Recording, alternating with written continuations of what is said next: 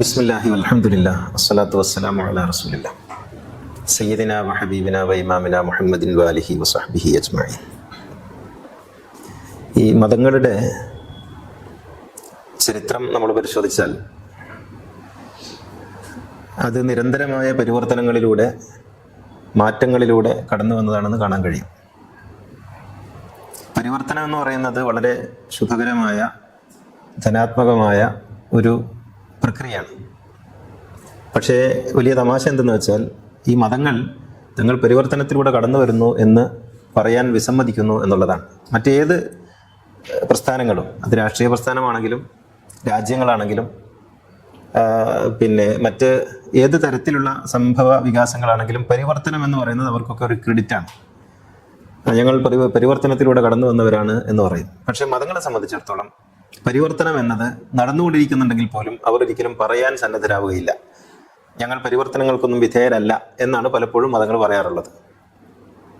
ഇത് മതത്തെ സംബന്ധിച്ചിടത്തോളം എന്തുകൊണ്ടാണ് പരിവർത്തനം അവർക്ക് അസ്വീകാര്യമാകുന്നതെന്ന് ചോദിച്ചാൽ, മതം അതിൻ്റെ ആധികാരികത നിശ്ചയിക്കേണ്ടത് ആദിയിൽ ആയിരുന്നു എന്നും പിന്നീട് അതിൻ്റെ അടിസ്ഥാനങ്ങളിലൊന്നും മാറ്റം വരുത്താതെയാണ് മുന്നോട്ട് പോകേണ്ടത് എന്നും, മാറ്റം വരുത്തിയാൽ മതം അതിൻ്റെ അടിസ്ഥാനത്തിൽ തന്നെ പൊളിഞ്ഞു എന്ന് സമ്മതിക്കലാണ് എന്നുമുള്ള ഒരു ധാരണയിലാണ് പരിവർത്തനങ്ങൾക്ക് മതം ഒരിക്കലും സമ്മതിക്കാത്തത്. യഥാർത്ഥത്തിൽ ഏതൊരു പ്രസ്ഥാനത്തെയും ഏതൊരു ദർശനത്തെയും കാലാതിവർത്തിയാക്കുന്നത് 3 ഘടകങ്ങളാണ്. അതിലൊന്ന് അതിൻ്റെ പരിവർത്തനക്ഷമത. എത്രത്തോളം മാറാൻ സാധ്യതയുണ്ട് അത്രത്തോളം അതിന് കാലാതിവർത്തിത്വമുണ്ട്. രണ്ടാമത്തത് കാലവും ഈ പ്രസ്ഥാനവും തമ്മിലുള്ള സംവാദം. ജീവിച്ചിരിക്കുന്ന കാലവും ഈ ദർശനവും തമ്മിൽ എത്രത്തോളം ആഴത്തിൽ സംവദിക്കുന്നുണ്ട് എന്നുള്ളത് അതിൻ്റെ കാലാതിവർത്തിത്തെ സാക്ഷ്യപ്പെടുത്തുന്ന ഒരു കാര്യമാണ്. മൂന്നാമത്തത് ഈ ഘടന, മതത്തിന് അല്ലെങ്കിൽ ദർശനത്തിന് ഉള്ള ഘടന, ഈ ഘടന എത്രത്തോളം സുതാര്യമാണ് എന്നുള്ളത് അതിൻ്റെ കാലാതിവർത്തിത്വത്തിന് സാക്ഷ്യമാണ്. ഈ 3 കാര്യങ്ങൾ എപ്പോഴും ഒരു സംഗതി കാലാതിവർത്തിയാകുന്നതിന് അനിവാര്യമാണ്. അതിൻ്റെ ഉള്ളടക്കങ്ങളൊക്കെ മറ്റു വിഷയമാണ്. ഉള്ളടക്കം ഒരുപക്ഷെ ദുർബലമാകാം, ഉള്ളടക്കം വളരെ ശക്തമാകാം, റിച്ചാകാം. പക്ഷെ ഉള്ളടക്കം മറ്റൊരു വിഷയമാണ്. ഏതൊരു ദർശനവും കാലാതിവർത്തിയാകാൻ ഈ 3 കാര്യങ്ങൾ ഉണ്ടാകണം. ഒന്ന്, മാറാനുള്ള അതിൻ്റെ കപ്പാസിറ്റി, മാറ്റം ഉൾക്കൊള്ളാനുള്ള അതിൻ്റെ ഉള്ളിലുള്ള ഒരു സാധ്യത. രണ്ടാമത്തത് വിനിമയം, സംവാദം, കാലത്തോട് തലമുറകളോടുള്ള സംവാദക്ഷമത, ഇത് എത്രത്തോളം ഉണ്ട് എന്നുള്ളത്. മൂന്നാമത്തത് ഇതിൻ്റെ ഘടനയുടെ സുതാര്യത. ഈ 3 കാര്യങ്ങൾ ഏതൊക്കെ ദർശനങ്ങൾ കാത്തു സൂക്ഷിച്ചില്ലയോ അതൊക്കെ തകർന്നു പോയിട്ടുണ്ട്. വലിയ വലിയ പ്രസ്ഥാനങ്ങളും വലിയ വലിയ ദർശനങ്ങളുമെല്ലാം തകർന്നു പോയത് കാലത്തോട് സംവദിക്കാനും മാറ്റങ്ങളെ ഉൾക്കൊള്ളാനുമുള്ള അതിൻ്റെ ശേഷി കുറവായിരുന്നു എന്ന് നമുക്ക് കാണാൻ കഴിയും. ഇത് എല്ലാ മതങ്ങൾക്കും ബാധകമാണ്, എല്ലാ ദർശനങ്ങൾക്കും ബാധകമാണ്. അപ്പോൾ ഇസ്ലാം മതം നമ്മെ സംബന്ധിച്ചിടത്തോളം ഇസ്ലാം മതമാണ് നമ്മൾ ചർച്ചക്കെടുക്കുന്നത്. ഇസ്ലാം മതം താരതമ്യേന പുതിയ മതമാണ്. കാരണം അതിൻ്റെ ഘടനാ സ്വഭാവത്തിലാണ് ഞാൻ പറയുന്നത്. ഇത് പറയുന്നത് കേട്ടാൽ ആളുകൾ പറയുമല്ല ഇത് ആദ്യ നബി മുതലുള്ളതാണെന്നൊക്കെ പറയും. അതൊക്കെ ശരി. ഞാൻ അതിൻ്റെ ഘടനാ സ്വഭാവത്തിൽ താരതമ്യേന പുതിയ മതമാണ്. അതിനുശേഷമുള്ള ഒരു മതം എന്ന് പറയുന്നത് സിഖ് മതമാണ്. അപ്പം ഈ പുതിയ മതത്തിന് സ്വാഭാവികമായി മറ്റ് മതങ്ങളെക്കാൾ കൂടുതൽ ഇക്കാര്യങ്ങളൊക്കെ ഉണ്ടാകേണ്ടതായിട്ടുണ്ട്. പക്ഷേ നമുക്കത് കാണാൻ കഴിയുന്നില്ല. അതിൻ്റെ പരിവർത്തനക്ഷമത, മാറാനുള്ള അതിൻ്റെ ഉള്ളിലുള്ള ഒരു മെക്കാനിസം വളരെ ദുർബലമായിട്ടാണ് നമുക്ക് കാണാൻ കഴിയുന്നത്. മറ്റു മതങ്ങൾക്കുള്ളതിനേക്കാൾ, ഹിന്ദു മതത്തിനോ ക്രിസ്തു മതത്തിനോ ഒക്കെ ഉള്ളതിനേക്കാൾ മാറാനുള്ള മാറ്റത്തിനുള്ള ഒരു ത്വര അതിനകത്ത് വളരെ കുറവാണ് എന്ന് കാണാം. പിന്നീട് ഇസ്ലാമിന് പിറകിൽ നിൽക്കുന്ന മറ്റൊരു മതം യഹൂദ മതമാണ്. യഹൂദ മതവും മാറാൻ അത്ര സന്നദ്ധരല്ല. പക്ഷെ യഹൂദ മതത്തിന് മാറേണ്ടതായിട്ട് കാര്യമായിട്ടില്ല. കാരണം യഹൂദ മതം ഒരിക്കലും മിഷനറി റിലീജിയൻ അല്ല. മതങ്ങൾ 2 തരത്തിലുണ്ട്. മിഷനറി, നോൺ മിഷനറി റിലീജിയൻ എന്നിങ്ങനെ 2 തരത്തിലുണ്ട്. ഒന്ന് ആളുകളിലേക്ക് കൈമാറ്റം ചെയ്യപ്പെടുന്ന ഒരു ദർശനം ആണ് മിഷനറി റിലീജിയൻ. അതായത് അത് സ്വീകരിക്കാനും ഉൾക്കൊള്ളാനും ഒക്കെ ആളുകൾക്ക് കഴിയും. ഇതിൽപ്പെട്ടതാണ് ഇസ്ലാം മതം, ക്രിസ്തു മതം, ബുദ്ധമതം ഒക്കെ. നോൺ മിഷനറി റിലീജിയൻ ഉണ്ട്. മറ്റൊരാൾക്ക് ആ മതം സ്വീകരിക്കാനൊന്നും കഴിയില്ല. ആരാണോ ആ മതത്തിൽ ജനിച്ചത് അയാൾക്ക് ആ മതത്തിൽ ജീവിക്കാമെന്നല്ലാതെ മതത്തിലേക്ക് വരാൻ കഴിയില്ല. അതിൽ നിന്ന് വേണമെങ്കിൽ പുറത്തു പോകാം, പക്ഷെ മതത്തിനകത്തേക്ക് ആർക്കും വരാൻ കഴിയില്ല. ഇതാണ് ഒരു അടഞ്ഞ മതം, നോൺ മിഷനറി റിലീജിയൻ. അതിൽപ്പെട്ട വളരെ പ്രധാനപ്പെട്ട ഒരു മതമാണ് യഹൂദ മതം. അതിൽപ്പെട്ട ഒരു മതമാണ് ഹിന്ദു മതം. ഹിന്ദു മതത്തിലേക്ക് ഒരാൾക്ക് മതം മാറാൻ കഴിയില്ല. ഇപ്പൊ ഘർവാപ്പസിയൊക്കെ വരുന്നുണ്ട്. ഘർവാപ്പസി എന്നുള്ള പേര് പോലും ഉണ്ടായത് അതിൽ മതം മാറി അങ്ങോട്ട് പോകാൻ കഴിയാത്തതുകൊണ്ടാണ്. നിങ്ങൾ മതം മാറുമ്പോൾ നിങ്ങൾ ഏത് ജാതിയിലേക്ക് പോകും എന്നുള്ളത് വളരെ പ്രധാനപ്പെട്ട ചോദ്യമാണ്. നിങ്ങൾ ഏത് ജാതിയിലേക്കാണ് പോവുക? നിങ്ങൾ ഈഴവനാണോ, ശൂദ്രനാണോ, ക്ഷത്രിയനാണോ, വൈശ്യനാണോ, ബ്രാഹ്മണനാണോ, ഏത് ജാതിയിലേക്ക് പോകും? നിങ്ങളുടെ ഇടം ഏതാണ് എന്നുള്ളത് വളരെ പ്രധാനപ്പെട്ട ഒരു ചോദ്യമാണ്. നിങ്ങൾക്ക് ഒരിക്കലും ഒരു ഹിന്ദു മതവിശ്വാസിയായിട്ട് പരിവർത്തനം ചെയ്യാൻ കഴിയില്ല.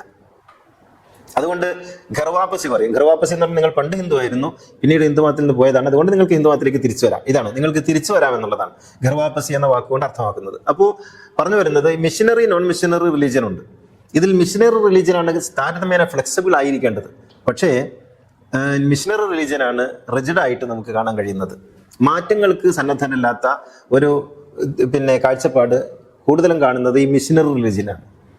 യഥാർത്ഥത്തിൽ ഈ മിഷനറി പ്രവർത്തനങ്ങൾക്ക് നേതൃത്വം നൽകുന്ന ആളുകൾ കൂടുതലായിട്ട് മാറാൻ കഴിയേണ്ടവരാണ്. അവർക്ക് മാറ്റം ഉൾക്കൊള്ളാൻ കഴിയേണ്ടവരാണ്. പക്ഷേ അങ്ങനെയല്ല, അവർ മാറ്റത്തോട് മുഖം തിരിഞ്ഞു നിൽക്കുന്ന ഒരു സമീപനമാണ് കാണുന്നത്. ഇപ്പം ഇസ്ലാമിൻ്റെ ഒരു ഗ്രാഫ് നമ്മൾ പരിശോധിക്കുകയാണെങ്കിൽ, ഇപ്പം മുഹമ്മദ് നബി മുതലുള്ള ഗ്രാഫ് നമ്മൾ പരിശോധിക്കുകയാണെങ്കിൽ അതിൻ്റെ ഗ്രാഫ് നമുക്കൊരു 3-4 തലത്തിൽ അടയാളപ്പെടുത്താം. ഒന്ന് ഭക്തിയുടെ ഗ്രാഫ് നമ്മൾ നോക്കുകയാണെങ്കിൽ മുഹമ്മദ് നബിയുടെ കാലത്തുള്ള ഒരു ഭക്തി, പിന്നീട് അത് 0 ലെവലിലേക്ക് പോവുകയും പിന്നീട് മധ്യകാലത്ത് കുറച്ച് ഒന്ന് കൂടുകയും പിന്നീട് അത് 0 ലെവലിലേക്ക് പോവുകയും ഇപ്പോഴും അത് ഏതാണ്ട് ഒരു ഏറ്റവും താഴെ തലത്തിൽ സഞ്ചരിച്ചുകൊണ്ടിരിക്കുകയും ചെയ്യുന്നു എന്നുള്ളതാണ്. അപ്പോൾ ഒരു ഭക്തിയുടെ തലം ഗ്രാഫ് വല്ലാതെ ഉയർന്നതായിട്ട് നമുക്ക് കാണാൻ കഴിയുന്നില്ല. പിന്നെ വിദ്യാഭ്യാസത്തിൽ പ്രവാചകന്റെ കാലത്ത് നിന്ന് ഇങ്ങോട്ടേക്ക് വരുമ്പോൾ വിദ്യാഭ്യാസം എന്ന് പറയുന്ന അക്കാദമികമായൊരു തലം വളരെ ഉയർന്നു നിൽക്കുന്നുണ്ട്. മൂന്നാമത്തത് കഴിവുകൾ, അതായത് സമൂഹത്തിന് നമ്മൾ നൽകുന്ന സംഭാവനകൾ ഒക്കെ വിലയിരുത്തുകയാണെങ്കിൽ അത് വളരെ കുറവായിട്ട് നമുക്ക് കാണാൻ കഴിയും. ഗ്രാഫ് വളരെ താഴെയാണ്. ഒരുപക്ഷെ 0 എന്ന ലെവലിലേക്കൊക്കെ നൂറ്റാണ്ടുകളായിട്ട് നമ്മൾ പോയിക്കൊണ്ടിരിക്കുകയാണ്. നമ്മൾ ഈ ലോകത്തിന് എന്തൊക്കെ സംഭാവന ചെയ്തു എന്ന് ചോദിക്കുമ്പോൾ വളരെ മൈനസ് ആയിട്ടാണ് പലപ്പോഴും നമ്മൾ അടയാളപ്പെടുത്തപ്പെടുന്നത്. നാലാമത്തത് സാംസ്കാരികവും സാഹിത്യപരവും കലാപരവുമായിട്ടുള്ള മേഖലകളിലാണെങ്കിൽ ഇങ്ങനെയാണ് കാണാൻ കഴിയുന്നത്. അപ്പോൾ നമ്മുടെ വളർച്ചയുടെ ഗ്രാഫ് അടയാളപ്പെടുത്തുമ്പോൾ പലപ്പോഴും നമുക്ക് നിരാശയാണ് ഈ ഇസ്ലാം മതത്തെ സംബന്ധിച്ച് നമുക്ക് ലഭിക്കുക. മറ്റു മതങ്ങളെ നമ്മളിപ്പോൾ വിശകലനം ചെയ്യേണ്ടതായിട്ടില്ല. പിന്നെ ഗവേഷണം, ഇതാണ് നോക്കുന്നതെങ്കിൽ ഗവേഷണവും നമുക്ക് ഒരു കഴിഞ്ഞ 10 നൂറ്റാണ്ടായിട്ട് കാര്യമായിട്ടൊന്നും ഗവേഷണങ്ങൾ നടന്നിട്ടില്ല എന്ന് പറയാവുന്ന തരത്തിലാണ്. പിന്നെ മാറ്റങ്ങൾ എന്തൊക്കെയാണ് മാറ്റങ്ങൾ സ്വാഭാവികമായി ഉണ്ടാകുന്ന മാറ്റങ്ങളല്ലാതെ മതത്തിനകത്ത് ബോധപൂർവ മാറ്റങ്ങൾക്ക് ആര് ചുക്കാൻ പിടിക്കും, ആരതിന് നേതൃത്വം നൽകും, എങ്ങനെയാണ് ഈ മാറ്റങ്ങളെ ഉൾക്കൊള്ളുക എന്നതിനെ സംബന്ധിച്ച് തികഞ്ഞ ഒരു ഇരുട്ടും അവ്യക്തതയും ഈ മതത്തിനകത്തുള്ളതായിട്ട് നമുക്ക് കാണാൻ പറ്റും. എങ്ങനെയാണ് മാറേണ്ടത്, എങ്ങനെയാണ് മാറ്റേണ്ടത്, ആരാണ് ചുക്കാൻ പിടിക്കേണ്ടത് എന്ന്. ഇവിടെയാണ് മാറ്റത്തെക്കുറിച്ചുള്ള നമ്മുടെ ആലോചന ഉണ്ടാകേണ്ടത്. മാറ്റം എന്ന് പറയുന്നത് ഈ പ്രകൃതിയുടെ സ്വാഭാവികവും അനിവാര്യവുമായ ഒരു രീതിശാസ്ത്രമാണ്. മാറിക്കൊണ്ടേയിരിക്കുക, പുതുക്കിക്കൊണ്ടേയിരിക്കുക, നവീകരിക്കപ്പെട്ടുകൊണ്ടേയിരിക്കുക എന്നുള്ളത് ഇത് മതത്തിനും ബാധകമാണ്. അപ്പോൾ സ്വാഭാവികമായി ഒരുപാട് മാറ്റങ്ങളുണ്ട്. ഇപ്പം എന്തുകൊണ്ട് മുസ്ലിങ്ങളൊക്കെ ഇംഗ്ലീഷ് പഠിച്ചു എന്ന് ചോദിച്ചാൽ അത് മതത്തിൻ്റെയോ അല്ലെങ്കിൽ സമൂഹത്തിൻ്റെയോ ഒന്നും ഭാഗമായിട്ടല്ല, സ്വാഭാവികമായി സമൂഹത്തിലുണ്ടാകുന്ന മാറ്റത്തിൻ്റെ ഭാഗമായി സമൂഹത്തിൽ ജീവിക്കുന്ന ആളുകൾ എന്നുള്ള നിലക്ക് നമ്മളും അതിൻ്റെ ഭാഗം ചേരുന്നു എന്നേ ഉള്ളൂ. അത് ആർക്കെങ്കിലും അതിൻ്റെ ക്രെഡിബിലിറ്റി കൊടുക്കാൻ കഴിയില്ല. ഇപ്പോൾ കേരളത്തിൽ കഴിഞ്ഞ ഒരു 150 വർഷം നമ്മൾ നോക്കിയാൽ അത് നാരായണ ഗുരുവിൻ്റെ, സഹോദരൻ അയ്യപ്പൻ്റെ, അയ്യങ്കാളിയുടെ, വക്കമൂലവിയുടെ, അതുപോലെ ബ്രഹ്മാനന്ദ ശിവയോഗിയുടെ, പൊയ്കൈ അപ്പച്ചൻ്റെ, സ്വദേശാഭിമാനിയുടെ, ഇങ്ങനെ നോക്കി നമുക്ക് വന്നാലുകുമാരനാശാന്റെ, ഉള്ളൂരിൻ്റെ, ചങ്ങമ്പുഴയുടെ, ബഷീറിൻ്റെ, തകഴിയുടെ, ഇങ്ങനെ ഇങ്ങോട്ട് വന്നാൽ ഈ കഴിഞ്ഞ ഒരു നൂറ്റാണ്ട് കാലം എന്ന് പറയുന്നത് വമ്പിച്ച പരിവർത്തനത്തിന്റെ, വമ്പിച്ച മാറ്റത്തിന്റെ, വലിയ മുന്നേറ്റത്തിന്റെ, വലിയ വിപ്ലവത്തിന്റെ മാറ്റക്കാലമായിരുന്നു. അത് അധ്യാത്മ രംഗത്തുണ്ടായിട്ടുണ്ട്, സാഹിത്യ രംഗത്തുണ്ടായിട്ടുണ്ട്, സാംസ്കാരിക രംഗത്തുണ്ടായിട്ടുണ്ട്, കലാരംഗത്തുണ്ടായിട്ടുണ്ട്, കായിക രംഗത്തുണ്ടായിട്ടുണ്ട്, എല്ലാം സാമ്പത്തിക രംഗത്തുണ്ടായിട്ടുണ്ട്. ഇതിൽ മുസ്ലിങ്ങളുടെ മാത്രം മാറ്റം എടുത്തിട്ട് ഇതാ ഞങ്ങൾ ഇന്ന പ്രസ്ഥാനം വന്നതുകൊണ്ടാണ്, ഇന്ന സംഘടന വന്നതുകൊണ്ടാണ് എന്നൊന്നും പറയാൻ കഴിയില്ല. അത് മൊത്തത്തിലുള്ള ഒരു മാറ്റം ഉണ്ടാകുമ്പോൾ ആ മാറ്റത്തിന്റെ കൂടെ മാറി നിൽക്കാൻ കഴിയാത്ത ഒരു രീതിയിൽ ഈ സമൂഹവും ആ മാറ്റത്തിന്റെ ഗുണഭോക്താക്കളായോ അല്ലെങ്കിൽ ആ മാറ്റത്തിന്റെ ഭാഗമായോ നിന്നു എന്നുള്ളതാണ്. അപ്പുറത്തേക്ക് നോക്കേണ്ടത് നമ്മൾ ഇന്ന് സംസാരിക്കുന്ന മലയാള ഭാഷ ഗുണ്ടത്തിനോട് കടപ്പെട്ടിരിക്കുന്നു എന്നുള്ളതാണ്. അതൊരു സായിപ്പാണ്, അതൊരു മിഷനറിയാണ്, ഒരു പാതിരിയാണ്. ഇങ്ങനെ ഒരു മിഷനറി പ്രവർത്തനത്തിന് വന്ന ഒരു അച്ഛനോട് നമ്മൾ സംസാരിക്കുന്ന മലയാള ഭാഷ കടപ്പെട്ടിട്ടുണ്ട്. അദ്ദേഹമാണ് ഡിക്ഷണറി ഉണ്ടാക്കുന്നത്. മലയാളത്തിലെ പല ഭാഷകളുടെയും പല പദങ്ങളുടെയും അർത്ഥം നമുക്ക് നൽകിയിട്ടുള്ളത് ഗുണ്ടർട്ട് സായിപ്പാണ്. അപ്പോൾ ഇത് ഒക്കെ നമ്മൾ ആലോചിച്ച് നോക്കുമ്പോൾ നമുക്ക് പിന്നെ നമ്മൾ അടയാളപ്പെടുത്തപ്പെടേണ്ടത് എങ്ങനെയാണ് എന്നുള്ളതിനെ സംബന്ധിച്ച് ഗൗരവത്തിലുള്ളൊരു വിചാരം നമ്മുടെ ഭാഗത്തു നിന്നുണ്ടാകേണ്ടതായിട്ടുണ്ട്. എവിടെയാണ് പരിവർത്തനങ്ങൾ നമുക്ക് നഷ്ടപ്പെട്ടു പോയത്? എന്തുകൊണ്ടാണ് പരിവർത്തനങ്ങൾക്ക് മുൻനിരയിൽ നിൽക്കാൻ? ഇപ്പോൾ പിന്നെ നമ്മൾ ഗ്രന്ഥശാല സംഘം കേരളത്തിലെ പിന്നെ മുന്നേറ്റത്തിന്റെ വലിയൊരു ചാലകശക്തിയായി പ്രവർത്തിച്ചൊരു സംഗതിയാണ് ഗ്രന്ഥശാല സംഘം. ഈ ഗ്രന്ഥശാല സംഘത്തിൽ ആരാണുള്ളത് എന്നുള്ളത് നമ്മൾ ആലോചിച്ചാൽ മതി. ആരാണ് ഗ്രന്ഥശാല സംഘത്തിലുള്ളത്? കമ്മ്യൂണിസ്റ്റ് പ്രസ്ഥാനങ്ങൾ. കമ്മ്യൂണിസ്റ്റ് പ്രസ്ഥാനം മതവിരുദ്ധമാണ് എന്ന ഫത്വയിലൂടെ കമ്മ്യൂണിസ്റ്റ് പ്രസ്ഥാനത്തിന്റെ എല്ലാ വാതിലുകളും നമ്മൾ അടച്ചളഞ്ഞു. ദേശീയ പ്രസ്ഥാനത്തിൽ നമുക്കൊരു മുഹമ്മദ് അബ്ദുറഹ്മാൻ സാഹിബ് ഉണ്ട്, അല്ലെങ്കിൽ ഈ മൊയ്ത് മൗലവി ഉണ്ട് എന്നുള്ള ചില പേരുകൾ മാറ്റി നിർത്തിയാൽ ഈ പിന്നെ ദേശീയ പ്രസ്ഥാനത്തിൽ നമ്മുടെ പങ്ക് എന്തായിരുന്നു? ഇത് നമ്മൾ ആലോചിക്കേണ്ട വിഷയമാണ്. ഇങ്ങനെ ഓരോന്നായിട്ട് നോക്കിയാൽ എങ്ങനെയാണ് ഒരു ചലിക്കുന്ന ഒരു സമാജത്തിൽ, ചലിക്കുന്ന ഒരു സമൂഹത്തിൽ എങ്ങനെയാണ് നാം അടയാളപ്പെടുത്തപ്പെടുന്നത്, എവിടെയായിരുന്നു നാം ഉണ്ടായിരുന്നത് എന്നുള്ളത് ആലോചിക്കേണ്ടുന്ന ഒരു വിഷയമാണ്. നമ്മൾ ഒരുപാട് ഹോട്ടലുകൾ തുറന്നിട്ടുണ്ട്, ഒരുപാട് ബിരിയാണികൾ നമ്മൾ പരീക്ഷിച്ചിട്ടുണ്ട്, ഒരുപാട് പോത്തുകൾ നമ്മൾ കൊന്നിട്ടുണ്ട്, ഒരുപാട് മിനാരങ്ങൾ നമ്മൾ ഉണ്ടാക്കിയിട്ടുണ്ടെന്നല്ലാതെ എവിടെയാണ് സാംസ്കാരികമായ ഒരു സമൂഹത്തെ നമ്മൾ നയിച്ചിട്ടുള്ളത് എന്നുള്ളത് നാം നമ്മോട് തന്നെ ചോദിക്കേണ്ടുന്ന വളരെ പ്രസക്തമായ നമ്മുടെ ഉള്ളിൽ തന്നെ വലിയ ലജ്ജാബോധം ഉണ്ടാക്കേണ്ടുന്ന ഒരു ചോദ്യമാണ്. അപ്പോൾ നവോത്ഥാനം എന്ന് പറയുന്നത് ഒരു മോശപ്പെട്ട സംഗതിയല്ല, പരിഷ്കരണം എന്ന് പറയുന്നത് ഒരു മോശപ്പെട്ട സംഗതിയല്ല. മാറ്റേണ്ടതും മാറ്റാനുള്ള ആർജവത്തിന്റെ, മാറേണ്ടതുണ്ട് എന്ന തിരിച്ചറിവിന്റെ, ഞങ്ങൾക്ക് ചില പിഴവുകളും തെറ്റുകളൊക്കെ ഉണ്ടായിട്ടുണ്ട് എന്ന ഏറ്റുപറച്ചിലിന്റെ, ഇനി മുതൽ അങ്ങോട്ട് ശരിയായ വഴിയിലേക്ക് പോകുമെന്ന് പറയുന്ന ഒരു പ്രതിജ്ഞയുടെ പേരാണ് യഥാർത്ഥത്തിൽ പരിവർത്തനം എന്ന് പറയുന്നത്. അപ്പൊ മാർപ്പാപ്പ ലോകത്ത് എത്ര തവണ മാപ്പ് പറഞ്ഞിട്ടുണ്ടെന്നോ? ഓരോ മാപ്പ് പറച്ചിലും സഭയുടെ പ്രസക്തി വർദ്ധിപ്പിക്കുകയാണ് ചെയ്യുന്നത്. മാർപ്പാപ്പ പലതവണ, ഇപ്പം ബെനഡിക്റ്റ് മാർപ്പാപ്പ പറഞ്ഞിട്ടുണ്ട്, ഫ്രാൻസിസ് മാർപ്പാപ്പ പറഞ്ഞിട്ടുണ്ട്, പിന്നെ കാലം ചെയ്തു പോയ ജോൺ പോൾ രണ്ടാമൻ മാർപ്പാപ്പ മാപ്പോട് മാപ്പായിരുന്നു. ഓരോ മാപ്പ് പറച്ചിലും അവരുടെ പ്രസക്തി വർദ്ധിപ്പിക്കുകയാണ് ചെയ്യുന്നത്. അവരുടെ മാറാനുള്ള ഉള്ളിലുള്ള ഒരു മെക്കാനിസത്തിന്റെ അടയാളമാണ്. ഞങ്ങൾ ഇങ്ങനെ ചെയ്തിട്ടുണ്ട്, അത് തെറ്റായിരുന്നു, മാപ്പ്. ഞങ്ങൾ ഇങ്ങനെ ആളുകളോട് പെരുമാറിയിട്ടുണ്ട്, മാപ്പ് എന്ന് പറയുമ്പോൾ ഒരു തിരിച്ചറിവിന്റെ സ്വരം അതിലുണ്ടാകുന്നുണ്ട്. ഇങ്ങനെ ഇത് നമുക്ക് ഇല്ലാതെ പോകുന്നത്, അപ്പം നമ്മൾ പറയും നമുക്കൊരു ആഗോള നേതൃത്വം ഇല്ലാത്തതുകൊണ്ടാണ്. ഈ ആഗോള നേതൃത്വം എന്ന് പറയുന്നത് ശരിക്കും ഒരു പിന്നെ ഒഴികഴിവോ പിന്നെ അല്ലെങ്കിൽ ഉത്തരവാദിത്വം ഒളിച്ചോടാനുള്ള ഒരു കാരണമൊന്നുമല്ല. ആഗോള നേതൃത്വം എന്ന് പറയുന്നത് ഇപ്പൊ ക്രിസ്ത്യാനികൾക്ക് ആഗോള നേതൃത്വം ഉണ്ടെന്ന് നമ്മൾ വിചാരിക്കുന്നതാണ്. ക്രിസ്ത്യാനികൾക്ക് ആഗോള നേതൃത്വം ഒന്നുമില്ല, കാത്തലിക്സിന് മാത്രമേ ഉള്ളൂ.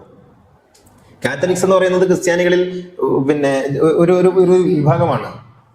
പെന്തക്കോസ്റ്റ് ഉണ്ട്. ഇപ്പോ പിന്നെ കാത്തലിക്സിൽ തന്നെ ഒരുപാട് ഉപവിഭാഗങ്ങളുണ്ട്. അവർക്കൊന്നും ആ അർത്ഥത്തിലുള്ള, ഇപ്പോൾ ദേവലോകത്ത് ഉള്ള ഒരു ഭാവമുണ്ട്, ദേവലോകത്തുള്ള ഭാവ പിന്നെ ഓർത്തഡോക്സ് സഭയുടെ. അത് കേരളത്തിൽ മാത്രമേ ഉള്ളൂ. അവർ കേരളത്തിൽ മാത്രം ഒതുങ്ങുന്ന ഓർത്തഡോക്സ് സഭ എന്ന് പറയുന്നത് കേരളത്തിൽ മാത്രം. അവരുടെ ആ സ്ഥാനം പിന്നെ ദേവലോകത്താണ്, കോട്ടയത്തുള്ള. അവർക്ക് വേറെ എവിടെയില്ല. Syrian കാത്തലിക്സിന് സിറിയയിലാണ് Rome. പിന്നെ അതുപോലെ പിന്നെ കോപ്റ്റിക് കാത്തലിക്സിന് ഈജിപ്താണ് അവരുടെ ആസ്ഥാനം എന്ന് പറയുന്നത്, സുറിയാനി സഭ. അപ്പോ അങ്ങനെ നിരവധി സഭകളുണ്ട്. നമ്മൾ വിചാരിക്കും ഇവർക്ക് വലിയ, നമുക്കൊരു പാപ്പയെ മാത്രം അറിയാവും. നമ്മൾ വിചാരിക്കും എല്ലാ ക്രിസ്ത്യാനികളുടെയും തലവട്ടപ്പനാണ് പാപ്പ എന്നല്ല. പാപ്പ എന്ന് പറയുന്നത് റോമൻ കാത്തലിക്സിന്റെ പിന്നെ ഏറ്റവും മേലെ ഇരിക്കുന്ന ഒരാൾ മാത്രമാണ്. അപ്പോൾ ഈ വലിയ ആഗോള നേതൃത്വം ഒന്നും ഉണ്ടാവേണ്ടതില്ല, തിരിച്ചറിവുണ്ടാവുക എന്നുള്ളതാണ്. മാറേണ്ടതുണ്ട് എന്ന ഒരു ബോധത്തിലേക്ക് എത്തണം. കാലഹരണപ്പെട്ടു പോയ പ്രത്യയശാസ്ത്രവുമായി ഒരിക്കലും മനുഷ്യന് പിന്നെ ഉപകാരമില്ലാത്ത കുറെ തത്വശാസ്ത്രങ്ങളുമായി, കുറെ കർമ്മശാസ്ത്രവുമായി മുന്നോട്ട് പോകുന്നത് കൊണ്ട് ഒരു കാര്യവും ഇല്ല എന്നുള്ളൊരു തിരിച്ചറിവാണ്. 6-ാം നൂറ്റാണ്ടിലും 7-ാം നൂറ്റാണ്ടിലും 10-ാം നൂറ്റാണ്ടിലും എഴുതിയിട്ടുള്ള കിതാബുകൾ മാറ്റിവെക്കുകയും പുതിയ നൂറ്റാണ്ടിൽ പുതിയ കാലങ്ങൾക്കനുസരിച്ചിട്ടുള്ള പുതിയ കിതാബുകൾ ഉണ്ടാകണം എന്നുള്ള ഒരു ചിന്ത നമ്മെ ഭരിക്കുകയും ചെയ്യുമ്പോഴാണ് പരിവർത്തനത്തിന് സാധ്യത ഉണ്ടാകുന്നത്. അപ്പോൾ നവോത്ഥാനം എന്ന് പറയുന്നത്, പരിഷ്കരണം എന്ന് പറയുന്നത് തീർച്ചയായും ഒരു സമൂഹത്തിന്റെ മുന്നോട്ടുള്ള പ്രയാണത്തിന് അനിവാര്യമാണ്. അങ്ങനെ പോയിട്ടില്ലെങ്കിൽ ഇത് മുന്നോട്ട് പോകില്ല. ഇത് പിന്നെ എന്താണോ മായൻ സംസ്കൃതിക്ക് പറ്റിയത്, എന്താണോ മെസപ്പൊട്ടോമിയൻ നാഗരികതയ്ക്ക് സംഭവിച്ചത്, എന്താണോ ബാബിലോണിയൻ നാഗരികതയ്ക്ക് സംഭവിച്ചത്, അങ്ങനെ സംഭവിച്ചത് രാഷ്ട്രീയ മതത്തിന് എന്ത് സംഭവിച്ചോ അത് മായൻ നാഗരികത എന്നൊക്കെ പറയുമ്പോൾ നമ്മൾ വിചാരിക്കും ഇസ്ലാം എങ്ങനെയാണ് ഇല്ലാതാവുക, അത് വലിയ സംഗതിയല്ലേ. മായൻ നാഗരികത എന്ന് പറഞ്ഞാൽ ഈ ലോകത്തിന്റെ ഭൂമിയുടെ 2/3 കൈയടക്കി വെച്ചിരുന്ന നാഗരികതയുടെ പേരാണ് മായൻ നാഗരികത എന്ന് പറയുന്നത്. അത് തകർന്നടിഞ്ഞു പോയില്ലേ. മാറാൻ സന്നദ്ധമല്ലാത്ത ഒന്നും ഈ ലോകത്ത് നിലനിൽക്കില്ല. അത് പ്രകൃതിയുടെ ഒരു വ്യവസ്ഥയാണ്. അപ്പൊ നമ്മൾ മാറാൻ സന്നദ്ധമല്ലെങ്കിൽ ഇസ്ലാമും കാലഹരണപ്പെട്ടു. എല്ലാം ഉണ്ടെന്ന് പറഞ്ഞിട്ടൊന്നും കാര്യമില്ല. അപ്പൊ മാറുക എന്നുള്ളത് നമ്മുടെ ഒരു നിരന്തരമായ പ്രക്രിയയായി തീരണം, ഒരിക്കലും നിലക്കാത്തൊരു പ്രക്രിയയായി തീരണം. മാറണമെങ്കിൽ നമുക്കുണ്ടായിരിക്കേണ്ടത് അടിസ്ഥാനപരമായി ഗവേഷണം ആണ്. നിരന്തരമായി ഗവേഷണം നടന്നുകൊണ്ടിരിക്കണം. പ്രതിഭകൾ ഉണ്ടായിക്കൊണ്ടിരിക്കണം. നിസ്കാരത്തിന്റെ ഫർളും ഷർത്തും ഗവേഷണം നടത്തുകയല്ല, മറിച്ച് മനുഷ്യന്റെ പ്രശ്നങ്ങളെ എങ്ങനെയാണ് പുതിയ സങ്കേതങ്ങളിൽ വെച്ചുകൊണ്ട് അഡ്രസ്സ് ചെയ്യേണ്ടത് എന്നുള്ളത്. ഇപ്പം നിങ്ങൾ നോക്കൂ, മാർപ്പാപ്പയുടെ ഒരു രീതി, ലോകത്തിലുള്ള സകല പ്രശ്നങ്ങളും നിരന്തരമായി പഠിച്ച് അതിനോട് പ്രതികരിക്കാൻ, അതേക്കുറിച്ച് ആലോചിക്കാൻ നിരവധി ഘടകങ്ങളുണ്ട് മാർപ്പാപ്പയ്ക്ക്, കാര്യങ്ങൾ പഠിക്കാൻ. നമുക്ക് മാസം കാണാൻ കോയമുണ്ടെന്നല്ലാതെ നമുക്ക് ആരുണ്ട് നമ്മുടെ കാര്യങ്ങൾ പഠിക്കാൻ എന്നുള്ളതാണ്. എന്താണ് നമ്മൾ പഠിച്ചുകൊണ്ടിരിക്കുന്നത് എന്നുള്ളതാണ്. നമ്മുടെ പാഠശാലകളിൽ, നമ്മുടെ അറബി കോളേജുകളിൽ, നമ്മുടെ ദർസുകളിൽ, നമ്മുടെ മദ്രസകളിൽ നമ്മൾ കുട്ടികൾ പഠിക്കുന്നത് എന്തിനെ കുറിച്ചുള്ളതാണ് എന്നുള്ളതാണ്. എങ്ങനെയാണ് നമ്മൾ ഖുർആൻ വായിക്കുന്നത് എന്നുള്ളതാണ്. ഗവേഷണം എന്ന് പറയുന്ന ഒരു സംഗതിയില്ല, അത് പൂർണ്ണമായും ഇല്ലാതായിപ്പോയി. 3-ാം നൂറ്റാണ്ടിന് ശേഷം ഗവേഷണം പാടില്ല എന്ന ഫത്വ പോലും നമുക്കുണ്ടായി. മാത്രമല്ല, നമുക്കൊരു പ്രശ്നമില്ല എന്ന് നമ്മൾ വിചാരിക്കുന്നു. ഇത് നമ്മൾ മെന്റൽ ഹോസ്പിറ്റലിൽ പോയതുപോലെയാണ്. ആ ഇരിക്കുന്ന ആളുകളൊക്കെ നിരന്തരമായി പറഞ്ഞുകൊണ്ടിരിക്കുന്നത് ഞങ്ങൾക്കൊരു പ്രശ്നമില്ല എന്നാണ്. ഞങ്ങളൊരു പ്രശ്നമില്ലാതെയാണ് ഞങ്ങൾ ഇവിടെ ഇരിക്കുന്നത് എന്നാണ്. ഈ ഒരു മാനസികാവസ്ഥയിലേക്ക് മതക്കാർ മാറി ഞങ്ങൾക്കൊരു പ്രശ്നമില്ല, തിരുത്തേണ്ടതായിട്ടൊന്നുമില്ല എന്നുള്ളതാണ്. എന്നാലോ പുറമേ നിന്ന് കാണുന്നവർക്ക് ഇവരുടെ ചേഷ്ടകൾ കണ്ടാൽ അറിയാം കാര്യമായ പ്രശ്നമുണ്ട്. ഈ പ്രശ്നങ്ങളെ സ്വയം മനസ്സിലാക്കുകയും അത് തിരുത്തേണ്ടി വരികയും തിരുത്തേണ്ടതുണ്ട് എന്ന് തിരിച്ചറിയുകയും ചെയ്യാതെ മാറ്റങ്ങൾ സാധ്യമല്ല. അപ്പോ നവോത്ഥാനങ്ങൾക്ക് നാം തയ്യാറാകണം. പക്ഷെ ഇവിടെ ഒരു പ്രശ്നമുള്ളത്, നവോത്ഥാനത്തിന് തയ്യാറാകുമ്പോൾ നമ്മൾ ഈ മതത്തെ നെഞ്ചോട് ചേർത്തിട്ട് വേണം, ഈ മതത്തെ ഉൾക്കൊണ്ടിട്ട് വേണം നവോത്ഥാനത്തിന് ശ്രമിക്കാൻ. ഇവിടെയാണ് നവോത്ഥാനം പലപ്പോഴും പാളിപ്പോകുന്നത്. നവോത്ഥാനത്തെ ഈ മതക്കാർ പേടിയോടെ കാണുന്നതും നവോത്ഥാനം സംസാരിക്കുന്ന ആളുകൾ ക്രമത്തിൽ മതത്തിൽ നിന്ന് പുറത്തു പോകുന്നു എന്നുള്ളത് മറ്റൊരു സംഭവമാണ്. ഇപ്പൊ ചേകന്നൂർ മൗലവിയുടെ കാര്യം എടുത്താൽ, ചേകന്നൂർ മൗലവി വലിയൊരു പണ്ഡിതനാണ്. പക്ഷെ അദ്ദേഹം നവോത്ഥാനം സംസാരിച്ചു തുടങ്ങുകയും അവസാനം അദ്ദേഹം മതവിരുദ്ധരുടെ ഒരു പാവയായി മാറുകയും ചെയ്തത് നമ്മൾ കേരളത്തിൽ കണ്ടതാണ്. അവസാനം അദ്ദേഹം അങ്ങനെയായി തീർന്നു എന്നുള്ളതാണ്. അപ്പൊ കേരളത്തിൽ നവോത്ഥാനം സംസാരിക്കുന്ന ആളുകൾ ക്രമത്തിൽ മതവിരുദ്ധരാവുകയോ മതത്തിന് പുറത്തു പോവുകയോ ചെയ്യുന്ന ഒരു ഗതികേട് അല്ലെങ്കിൽ അപജയം ഉണ്ടാകുന്നുണ്ട്. അതിന് കാരണങ്ങൾ ചിലതൊക്കെ നമുക്ക് പരിശോധിച്ചാൽ കാണാം. പക്ഷേ ഇത് പരിഷ്കർത്താക്കളെ, റിഫോം ചെയ്യുന്ന ആളുകളെ അവിശ്വസിക്കാൻ ഒരു കാരണമായിട്ടുണ്ട്. ചരിത്രം അങ്ങനെയാണ് എന്നുള്ളത് കൊണ്ട്. അപ്പോൾ എപ്പോഴും നവോത്ഥാനം ആഗ്രഹിക്കുന്നുവെങ്കിൽ, ഒരു റിഫോർമേഷനാണ് നിങ്ങൾ ആഗ്രഹിക്കുന്നതെങ്കിൽ, നിങ്ങൾ ആദ്യമായി ചെയ്യേണ്ടത് ഈ സമൂഹത്തെ, ഈ സമുദായത്തെ കൃത്യമായി വിശ്വാസത്തിലെടുക്കുകയും അവരെ നെഞ്ചോട് ചേർത്ത് പിടിക്കുകയും ചെയ്യുക എന്നുള്ളതാണ്. ഒരു വൈദ്യൻ എങ്ങനെയാണോ രോഗിയെ ചേർത്ത് പിടിക്കുന്നത്, ഇതുപോലെ ഒരു നവോത്ഥാന സംരംഭകൻ എപ്പോഴും സമുദായത്തെ നെഞ്ചോട് ചേർത്ത് പിടിക്കേണ്ടതായിട്ടുണ്ട്. രണ്ടാമത്തത്, ഈ നവോത്ഥാനത്തിന് ആവശ്യമായ ഒരു പ്രതലം ഒരുക്കേണ്ടതായിട്ടുണ്ട്. നവോത്ഥാനം ഉണ്ടാക്കുന്നതിന് ഒരു പ്രതലം ഉണ്ടാകണം. ഈ പ്രതലം ഒരുക്കേണ്ടതുണ്ട്. അതോടൊപ്പം തന്നെ ശക്തമായൊരു നോവ് നെഞ്ചിലുണ്ടാകണം. ഈ സമൂഹത്തിന്റെ അവസ്ഥ ഇങ്ങനെയാണ്, ഇങ്ങനെയല്ല ഇവരായിത്തീരേണ്ടത്, ഇവർക്ക് ഇനിയും മുന്നോട്ട് പോകേണ്ടതുണ്ട്. ഈ പതിതമായ അവസ്ഥയിൽ ഉള്ളിലുള്ള ഒരു നോവ്, ഇത് വിവേകാനന്ദ സ്വാമി അദ്ദേഹത്തിന്റെ ചിക്കാഗോ പ്രഭാഷണത്തിൽ, ചിക്കാഗോയിൽ മറ്റേ പ്രസിദ്ധമായ പ്രഭാഷണമല്ല, ചിക്കാഗോയിൽ അദ്ദേഹം നിരവധി പ്രഭാഷണങ്ങൾ നടത്തിയിട്ടുണ്ട്. അതിലൊരു പ്രഭാഷണത്തിൽ അദ്ദേഹം പറയുന്നുണ്ട്, ഏതൊരു സമൂഹത്തെയാണോ നിങ്ങൾ മാറ്റാൻ ആഗ്രഹിക്കുന്നത്, ആ സമൂഹത്തിന്റെ പതിതാവസ്ഥയിൽ ഉള്ളറിഞ്ഞ നോവുണ്ടാകണം. അങ്ങനെ നെഞ്ചറിഞ്ഞ ഒരു നോവ് ഈ സമൂഹത്തിന്റെ പതിതാവസ്ഥയിൽ നമുക്കുണ്ട് എങ്കിൽ, ആ സമൂഹത്തെ നമുക്ക് ചേർത്ത് പിടിക്കാൻ സാധിക്കുന്നുവെങ്കിൽ, അങ്ങനെ ഒരു പ്രതലം ഒരുക്കിയിട്ടുണ്ടെങ്കിൽ നാം തികഞ്ഞ പരിഷ്കർത്താവായി മാറും ഉറപ്പായിട്ടും. പിന്നെ എന്താണ് ഇതിന്റെ ബെനിഫിറ്റ് എന്നുള്ളത് കൂടി ആലോചിക്കേണ്ടതായിരുന്നു. നിങ്ങളുടെ ഇന്റൻഷൻ എന്താണ് എന്നുള്ളത്. നിങ്ങൾക്ക് പേരുണ്ടാവുക, പ്രശസ്തി ഉണ്ടാവുക, സൗകര്യം ഉണ്ടാവുക, ഇങ്ങനെ ആളുകളുടെ കയ്യടി നേടുക എന്നുള്ളതാണോ? അതല്ല സത്യസന്ധമായി ഈ സമൂഹത്തെ മാറ്റണം, ഈ സമൂഹത്തിന് മാറാനുള്ള അന്തരീക്ഷം ഒരുക്കണം എന്നുള്ളതാണോ എന്നുള്ളതും പ്രധാനമായിട്ടുള്ള ഒരു സംഗതിയാണ്. അപ്പൊ പറഞ്ഞു വരുന്നത്, മാറുക എന്നുള്ളത് ഏതൊരു ദർശനവും ഈ ലോകത്ത് നിലനിൽക്കുന്നതിന് അനിവാര്യമായിട്ടുള്ള ഒരു കാര്യമാണ്. പ്രവാചകൻ പറഞ്ഞിട്ടുണ്ട്, ഈ സമൂഹത്തെ മാറ്റുന്നതിന് വേണ്ടി എല്ലാ നൂറ്റാണ്ടിന്റെ തുടക്കം എന്നൊക്കെ പറയുന്നത് ആലങ്കാരികമാണ്, ഒരു പരിഷ്കർത്താവ് വരികയും ആ പരിഷ്കർത്താവ് മാറ്റിക്കൊണ്ടിരിക്കുകയും ചെയ്യും. ഇതൊരു പരിഷ്കർത്താവല്ല, നിരവധി പരിഷ്കർത്താക്കൾ നിരന്തരമായി പണിപ്പെട്ടുകൊണ്ടാണ്. ഈ പരിഷ്കർത്താവ് എന്നൊക്കെ പറയുന്നത് പ്രാദേശികമായിട്ടാണ് ഉണ്ടാവുക. അപ്പോൾ ഈ കൂട്ടായ പരിഷ്കരണത്തിന്റെ, ഇപ്പൊ എനിക്ക് തോന്നുന്നു വ്യക്തിതലത്തിലുള്ള പരിഷ്കരണ പ്രവർത്തനങ്ങളുടെ കാലം കഴിഞ്ഞു പോയിട്ടുണ്ട്. അത് ഒരു ഡൈനാസ്റ്റികളുടെ കാലത്തായിരുന്നു വ്യക്തിതല പരിഷ്കരണ സംവിധാനങ്ങൾ ഉണ്ടായിരുന്നത്.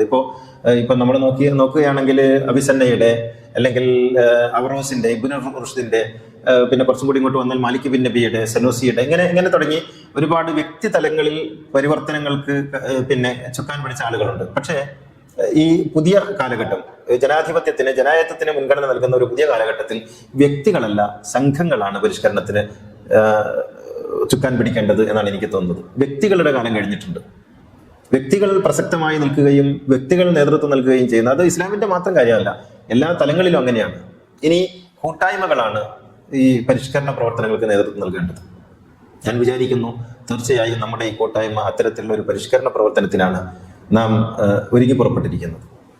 പരിഷ്കരണം എന്ന് പറയുന്നത് അത്ര സുഖകരമായ ഏർപ്പാടൊന്നുമല്ല. കാരണം മതം എപ്പോഴും നിങ്ങളെ സംശയത്തിന്റെ ദൃഷ്ടിയിലാണ് കാണുക. ഒരുതരം മതത്തെ പൊളിക്കാൻ വരുന്ന, അങ്ങനെയാണ് ഭ്രാന്തന്മാരെ ചികിത്സിക്കാൻ വേണ്ടി പോകുന്ന ആളുകളെ ഭ്രാന്തന്മാർ തങ്ങളെ കൊല്ലുന്നവരായിട്ട് കാണുകയും ആക്രമിക്കുകയും ചെയ്യും. ഇത് അവരുടെ രോഗത്തിന്റെ പ്രശ്നമാണ്. ഇതുപോലെ പരിഷ്കരണ പ്രവർത്തനങ്ങൾക്ക് വേണ്ടി ഇറങ്ങുന്ന ആളുകളെ എപ്പോഴും ആളുകൾ കാണുന്നത് ശത്രുക്കളായിട്ടാണ്.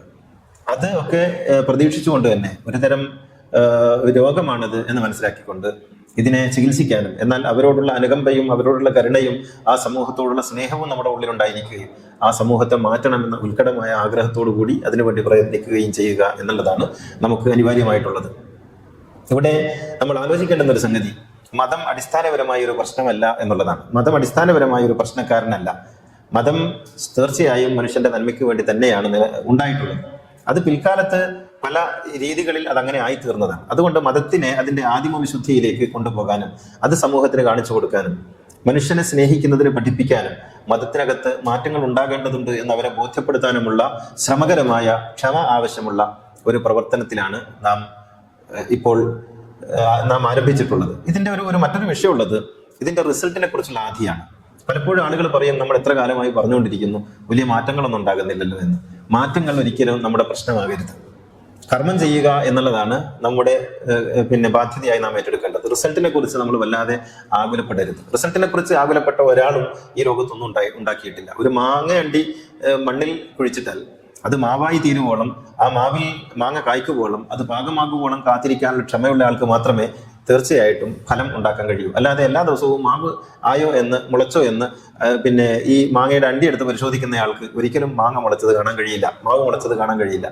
അപ്പോൾ ക്ഷമാപൂർവ്വം റിസൾട്ടിന് വേണ്ടി കാത്തിരിക്കാൻ, ഒരുപക്ഷെ ഒരു തലമുറയല്ല, 5, 6, 10 തലമുറ കഴിഞ്ഞായിരിക്കാം ഇന്ന് നാം ഇടുന്ന വിത്ത് മുളച്ചു വരിക എന്നുള്ളതാണ്. അപ്പോൾ നിരന്തരമായി സമൂഹത്തിൽ നാം പ്രവർത്തിച്ചുകൊണ്ടിരിക്കുകയും ഇടമുറിയാത്ത അനുസ്യൂതമായ പ്രവർത്തനങ്ങൾ കാഴ്ചവെക്കുകയും ഫലം നമ്മുടെ പ്രശ്നമല്ലാതിരിക്കുകയും ചെയ്യുമ്പോൾ തീർച്ചയായും ഏതെങ്കിലും ഒരു കാലത്ത് ഫലം ചെയ്യും എന്നുള്ളതാണ് ചരിത്രത്തിൽ നമുക്ക് പഠിക്കാൻ കഴിയുന്ന പാഠം.